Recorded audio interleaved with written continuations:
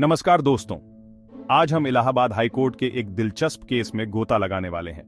ये केस है criminal appeal number 783 ON 2019, जिसका फैसला 10 अप्रैल 2024 को आया। चलिए इसे समझते हैं।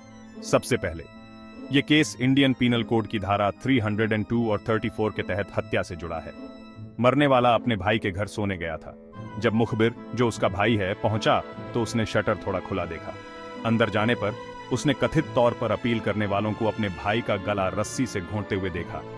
डर के मारे मुखबिर उस रात FIR दर्ज नहीं करा सका, लेकिन अगली सुबह करा दी। लेकिन उसकी विटनेसी में बहुत सारे विरोधाभास थे। अब बात करते हैं सबूतों की। आरोपियों की पहचान करने के लिए सिर्फ एक ही रोशनी का सोर्स था, वो था घर के बाहर का बल्ब। लेकिन उस इलाके में लगभग 2 घंटे तक बिजली गुल थी। इस बात की पुष्टि डिफेंस के गवाह ने की थी और प्रोसिक्यूशन ने इसे चैलेंज नहीं किया। ट्रायल कोर्ट ने इन्वर्टर के होने का अनुमान लगाया, लेकिन इसे साबित करने के लिए कोई ठोस सबूत पेश नहीं किया गया। मुखबिर PW1 ने दावा किया कि शटर 2 फीट खुला था और उसने अंधेरे घर के अंदर आरोपियों को मृतक का गला घोंटते हुए देखा। रोशनी का एकमात्र सोर्स बाहर का बल्ब था, लेकिन बिजली तो गुल थी। जब इस अहम बात का प्रोसिक्यूशन ने जवाब नहीं दिया तो इससे उनका केस काफी कमजोर हो गया। इसके अलावा PW1 की यह विटनेसी कि उसने एक आरोपी अब्दुल हमीद को पकड़ लिया था, वो भी टिक नहीं पाई।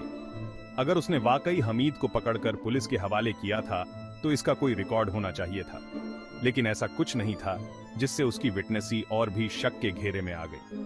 कोर्ट ने उसकी पूरी विटनेसी को कॉन्ट्रडिक्शन सी और अविश्वसनीय पाया। डिफेंस ने सुप्रीम कोर्ट के कई फैसलों का हवाला देते हुए PW1 की विटनेसी की अविश्वसनीयता पर जोर दिया। बिना किसी पुष्टि के उसके सबूतों पर पूरी तरह भरोसा नहीं किया जा सकता था। PW2 की विटनेसी भी टूट गई, क्योंकि वो PW1 ने उसे जो बताया था उस पर आधारित थी, न कि उसने जो खुद देखा था।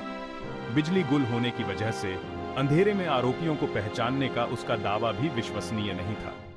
प्रोसिक्यूशन का एकमात्र अन्य सबूत एक कुल्हाड़ी और रस्सी की बरामदगी थी, जिसे किसी भी भरोसेमंद विटनेसी के जरिए आरोपियों से नहीं जोड़ा गया था। नतीजतन कोर्ट ने निष्कर्ष निकाला कि प्रोसिक्यूशन केस को उचित संदेह से परे साबित करने में विफल रहा।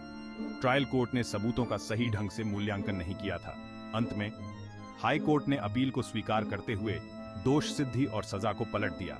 आरोपियों को बरी कर दिया गया और उन्हें रिहा करने का आदेश दिया गया, जब तक कि किसी अन्य मामले में वांटेड न हो। ये केस दोष सिद्धि हासिल करने में लगातार और विश्वसनीय सबूतों के महत्व को रेखांकित करता है। लॉ के छात्रों के लिए यह सबूतों की आलोचनात्मक जांच करने और विटनेसों की विटनेसी की बारीकियों को समझने का एक मजबूत सबक है। आज के लिए बस इतना ही। लाइक करें, सब्सक्राइब करें और दिलचस्प कानूनी मामलों की और गहरी जानकारी के लिए बने रहें। अगली बार मिलते हैं।